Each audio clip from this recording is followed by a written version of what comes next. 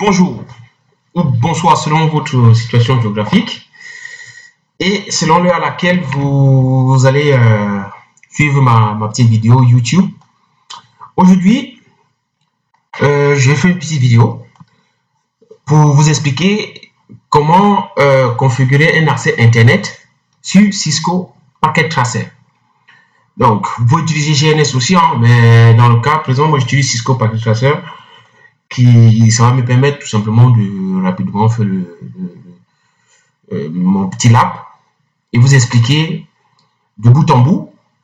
L'avantage, c'est que je prends un Cisco Packet Tracer, je le lance et j'ai rien comme équipement. Donc, pour ceux qui ne savent pas l'utiliser, vous allez profiter pour voir au moins comment est-ce qu'il faut, comment il faut interconnecter, quels sont les différents types de câbles et voir comment il faut configurer les interfaces dans un Cisco ASA. Le Cisco ASA, c'est quoi? C'est tout simplement un firewall, un routeur firewall qui a pas mal de fonctionnalités, qui se comporte dans un réseau comme un serveur DHCP si on l'implémente. Mais en général, dans les entreprises, il y a tout simplement un serveur DHCP derrière qui gère toutes les adresses IP. Mais dans une petite PME, vous pouvez le faire. Vous pouvez avoir votre serveur ou serveur d'information, serveur de data, où il faut aller récupérer les informations. Et vous y allez tout simplement. Donc, ce qu'on va faire, c'est on va placer tout simplement tous les équipements que nous devons utiliser du routeur. Je vais choisir un routeur. Choisissez ce que vous voulez. Hein. Moi, je vais prendre tout simplement celui-là. Et j'aurai besoin du Cisco. ASA. Également, j'aurai besoin d'un switch 2960. J'utilise beaucoup la 2960 parce que même en entreprise, j'ai fait pas mal de configs sur la 2960, la série 9000, la série 4000, particulièrement la 4100, qui est un très bon. Ce sont des bons équipements Cisco. Bon, moi, habituellement, je travaille beaucoup sur Cisco, donc ça m'intéresse de vous faire une petite vidéo parce que j'ai pas mal de personnes qui m'ont posé la question, m'ont demandé, ça fait longtemps que vous n'avez pas fait de vidéo, c'était suite à mon nouveau job, j'avais plus eu beaucoup de temps et je faisais beaucoup plus dans l'exploitation. Il m'a permis de comprendre aussi pas mal de choses, pas mal de choses dans le domaine de l'exploitation. L'intégration, c'est facile, c'est bien beau, mais il faut qu'un ingénieur soit capable de faire de l'exploitation de bout en bout, afin d'être vraiment autonome sur le plan du réseau et sécurité. Ok, donc nous avons nos serveurs. Je pense que pour tous ceux qui font réseau informatique ou bien l'informatique, ils doivent quand même savoir quel type de câble il faut. Je vais prendre tout simplement un câble droit pour interconnecter. J'ai déjà fait ma petite topologie sur une feuille de papier. Je vous le reproduis tout simplement là. Un câble droit. 3 F/0. Également, j'ai besoin d'un câble droit pour interconnecter mon interface ET0/1 de mon Cisco ASA 5505. À titre de rappel, les interfaces du Cisco ASA, lorsqu'on fait la configuration, on le fait tout simplement dans les VLAN. Ça, c'est très important. Également, ET00 sur mon routeur, on va le mettre sur le giga 0/0. Et enfin, j'ai besoin plutôt d'un câble crossover, qui est un câble croisé, pour interconnecter directement un routeur sur un PC ou un serveur. C'est pas un câble droit. Donc, n'oubliez pas ça. Quand vous faites votre lab sur PKT Packet Tracer, faut surtout pas l'oublier. Donc, je vais mettre la légende. Ici, je suppose que nous sommes sur un serveur Google. Donc, on va attaquer, puisqu'on a dit il faut configurer l'accès Internet sur du Cisco ASA 8.8.8.0/24. Et tout simplement, à l'interface là, je vais mettre la 8.8.8.1. Pas besoin de mettre /24 et là je vais mettre ma 8.8.8.8. Nous sommes sur internet puisqu'on se considère là comme internet. Ok, donc on va mettre une adresse IP publique. Je choisis n'importe quoi, 203.1 1.1.0. Allez, je choisis n'importe quoi. Le plus important, c'est bien configurer. Ici, je vais mettre la 203. En entreprise, généralement, vous faites votre subnet, vous faites votre sous-réseautage. Vous avez les adresses IP qu'on vous donne. L'opérateur peut-être vous donne l'adresse. Et à vous de faire du subnet pour bien gérer l'adressage dans votre entreprise. Point 1, point 1, point 2. Et ici, je vais mettre 203.1.1.1. Après, je vais bien les placer, ne vous inquiétez pas. Mais comme on est sur un firewall, le firewall, surtout le Cisco ASA, normalement, le Cisco ASA, lui, on le configure dans les VLAN. Les interfaces les adresses IP sont configurées dans les VLAN. OK? Et on a la partie qu'on appelle inside et le outside. Inside, c'est généralement le LAN, et le outside, c'est l'opérateur, le Internet. Donc, je vais tout simplement mettre, comme les gens, inside, et je vais mettre VLAN 2. Et ici, je vais utiliser la 172.16, ce que j'ai mis, 172.16.1.0/24.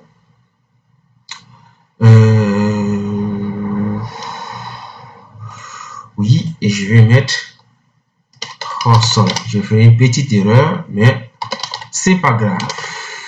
On va devoir le rectifier tous ensemble. Et là, je vais mettre la point 1, tout simplement. Voilà. Et je reviens, je change de curseur, je modifie. Ici, c'est outside. Faut pas que je l'oublie. Outside. Parce qu'après, on fera tout simplement la config. OK? Donc, là, j'ai mon interface. Et j'ai le deuxième là. Donc, tout ce qu'il nous reste à faire, ça va être tout simplement d'assigner les adresses IP dans les interfaces. Voilà, point 1. Voilà, notre topologie, elle est bien faite et tout. Je peux vérifier avec vous tout simplement le PC. J'ai pas mis d'adresse IP sur le PC parce que le but de notre lab, ça va être tout simplement à la fin que ce soit le routeur Cisco ASA qui nous attribue les adresses IP lorsqu'on aura fini toute la config. OK? Donc, juste pour vérifier, pas d'adresse IP. Également, sur le serveur, j'ai pas d'adresse IP, mais on va le mettre manuellement parce que c'est un serveur, c'est le serveur. On va le nommer, allez, je vais juste nommer, hein, vous pouvez le changer, c'est juste la nomenclature. Sorry, google.com.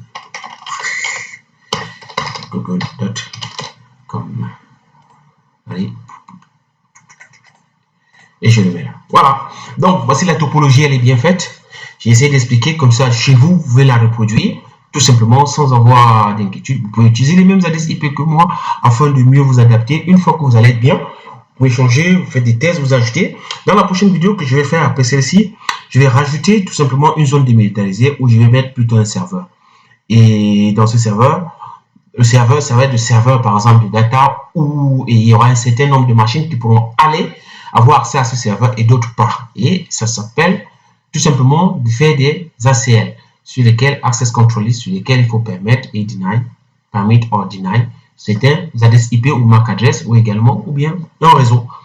Donc, la sécurité, c'est vraiment ce qui est très bien. Il ne faut pas que les gens l'oublient. Donc, on va se comporter comme si on était dans une entreprise, tout simplement, et je vais prendre plutôt un PC. L'administrateur, il va rester derrière, il va se connecter via un câble console. What happened?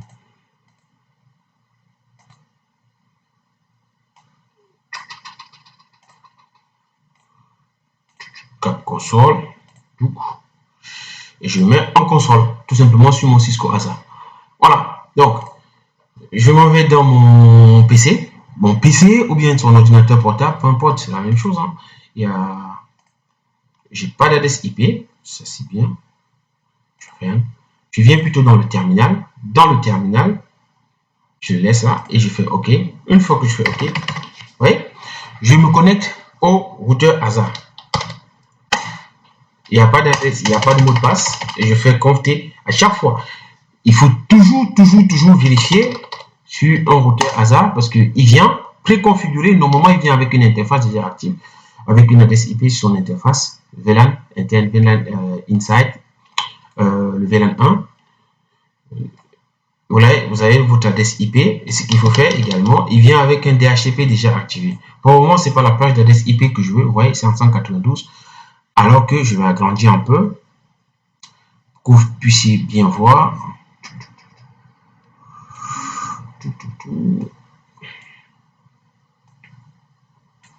Voilà. Vous voyez, je suis en Insight.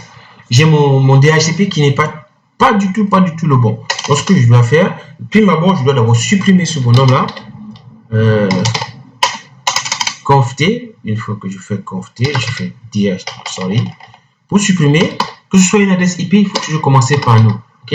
Donc, DHCP adresse et je récupère tout simplement. Je pourrais récupérer jusqu'ici, mais comme j'ai déjà mis adresse, je prends tout simplement copier.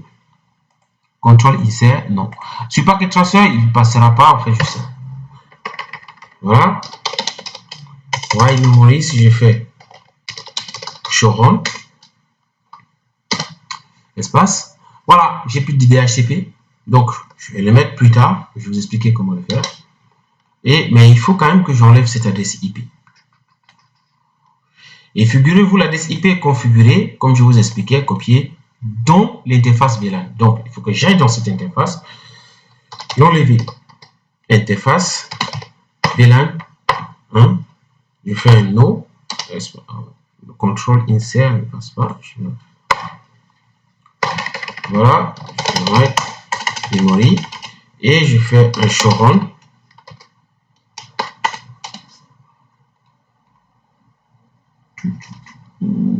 Parfait. Plus d'adresse IP, plus de rien du tout. OK?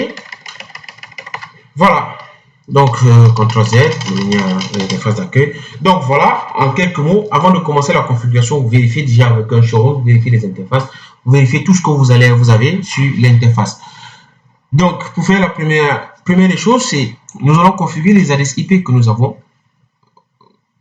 sur nos firewalls. Nous avons cette adresse IP qu'il faut mettre sur l'interface de notre firewall. Conft. Interface VLAN 1. IP address 162.16.16.1.1 espace 255.255.255.0. Je valide et je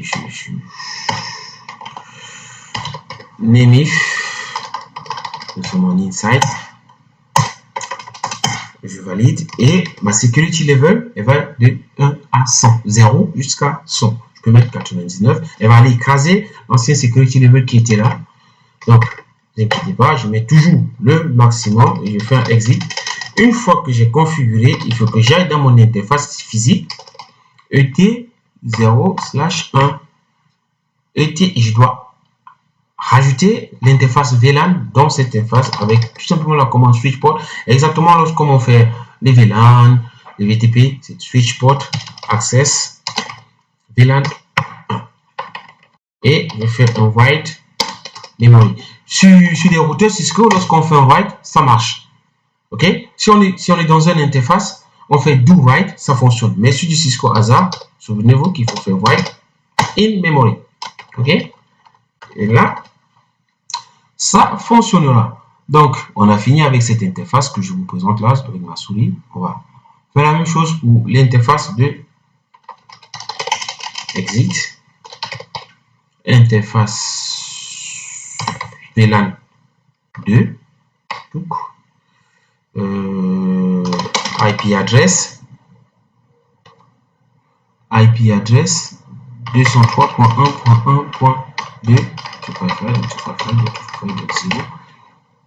Le name, c'est outside. C'est l'interface de sortie.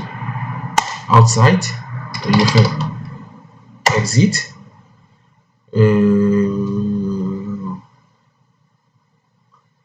Non. Interface VLAN 2. Pas que j'oublie de mettre la security level à 0. Ça, c'est très important. Je reviens sur l'interface ET0/0. switch port access VLAN 2.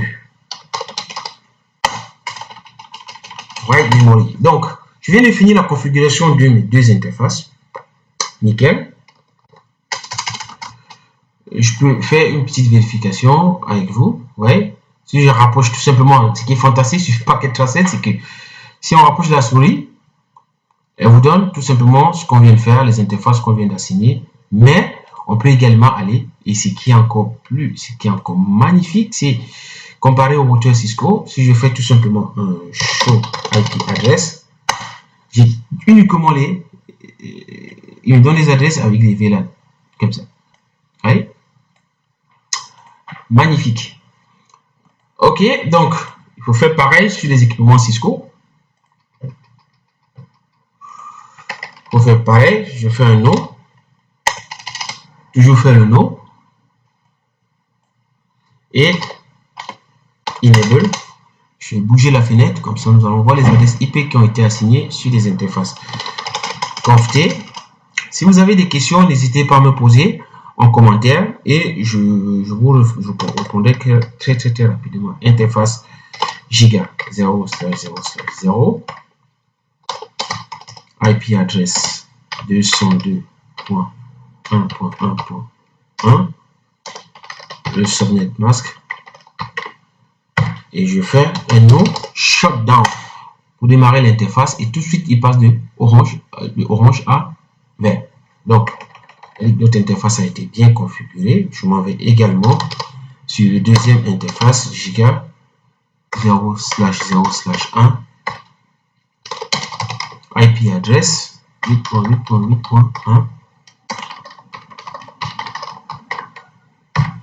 et je fais, regardez, une fois que je valide le no shutdown, l'interface il s'allume. Voilà, donc c'est fait. La configuration des interfaces, elle a été faite à merveille. Donc je m'en vais dans notre routeur. Je fais 8.8.8.8.8 et on était en /24. La gateway, je peux la mettre si je veux, puisque la gateway c'est son interface directement attachée au routeur. Celui-là, c'est la 8.8.8.1. Parfait.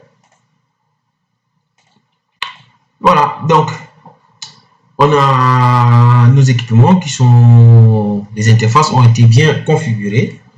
Une fois que les interfaces ont été configurées, on a configuré également le routeur Cisco. Vous allez vous rendre compte que même si je mets une adresse IP de façon manuelle, allez, je fais 172.16.1.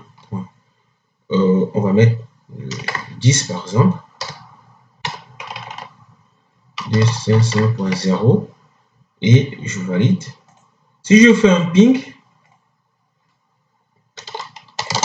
sur la 8.8.8.8, elle ne fonctionnera pas. Bien que les interfaces ont été configurées, ont été très bien configurées, elle ne pourra pas fonctionner tout simplement parce qu'il y a pas mal de choses qui manquent encore dans la configuration. On a juste configuré les interfaces. On est en LAN, je peux pinguer l'adresse IP qui se trouve ici, la machine qui se trouve là, je peux facilement la pinguer.